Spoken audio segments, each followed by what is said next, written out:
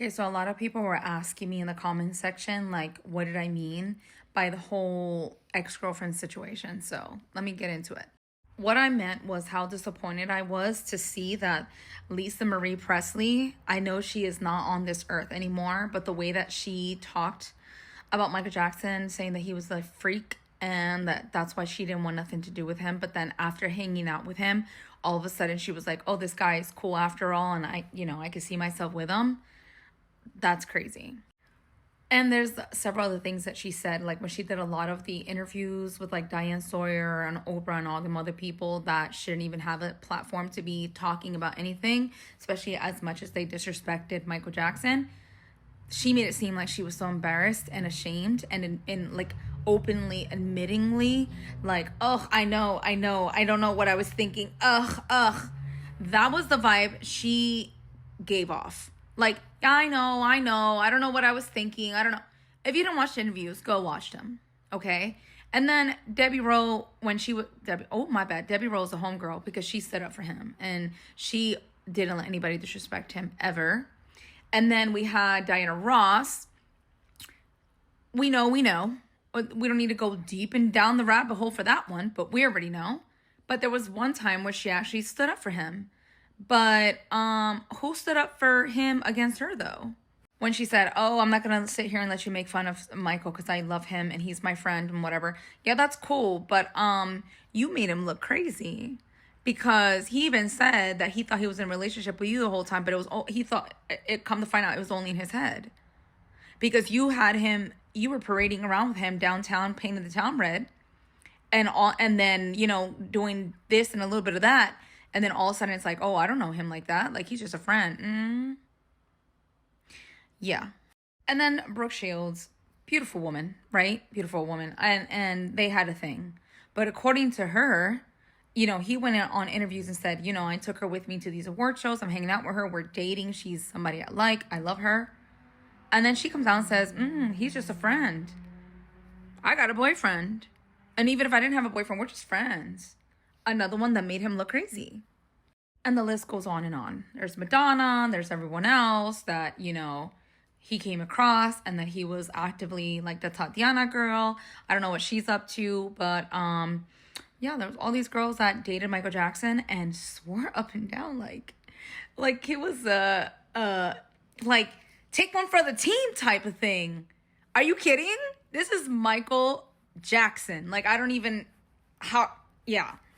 And side note, why was it so hard for Michael Jackson, the Michael Jackson, to get a girl to volunteer to have his kids? He wanted like 13. Why was it so hard for him to find a willing applicant, a willing person? Because Lisa Marie was like, I'm not going to have none of your kids. And then I'm not going to even get into the Diana Ross thing. And then Brooke, don't even get me started. And all the other ones, right? But Debbie Rowe was like, hey, I'm stepping. I'll have your kids. And I'm pretty sure she would have kept having more and more if he wanted them to. But he had the 2 and Prince was a handful, as we can see through the home videos. And he was probably like having second thoughts like, oh, okay, maybe not 13, maybe 12. But yeah, because I don't know about you, but myself, I volunteer as tribute. I would have gave him 14, 16, 20 kids.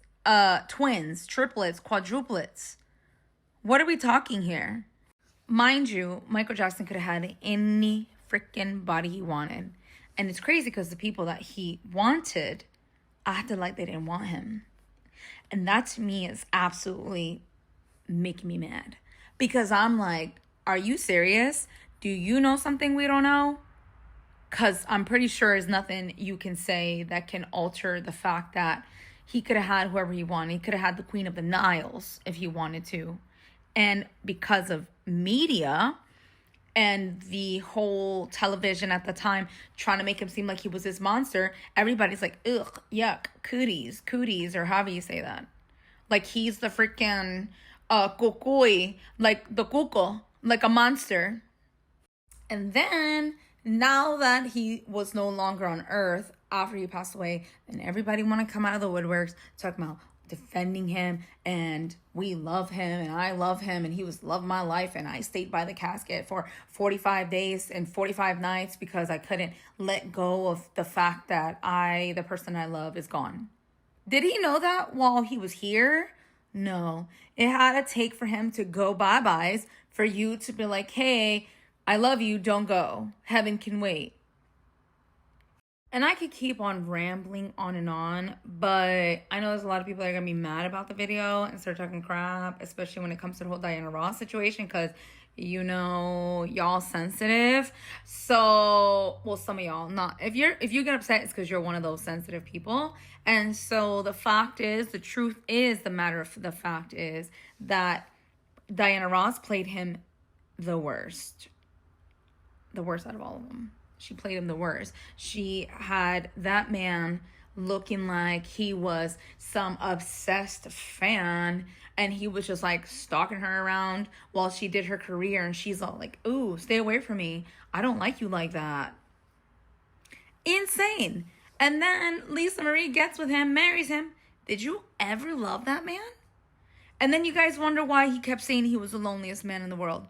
Because even with people around him, he was still alone.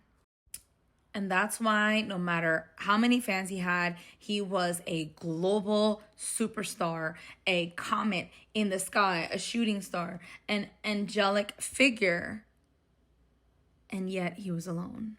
Because even the people around him, his nurse failed him, the one that, right?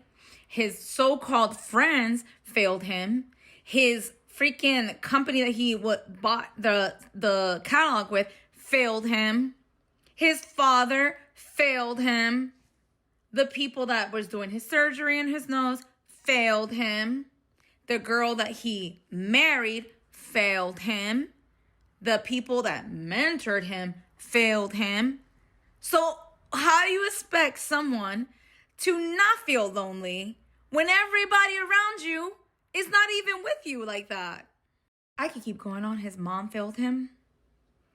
His brothers or whoever it was that was talking about him because they were jealous of his career and jealous of him, failed him. And I say all this with allegedly, right? Because what do I know? Everybody failed that man. And no matter how much love he gave, no matter even the kids that he sat there and took under his wing and gave money to and took them into his home and had them at his private personal space, some of them failed him with accusations. The people that didn't even know him failed him by accusing him, saying that he didn't like women and that he liked younger sibling things. The world failed that man. That world didn't even deserve him. And that's why he's in a better place.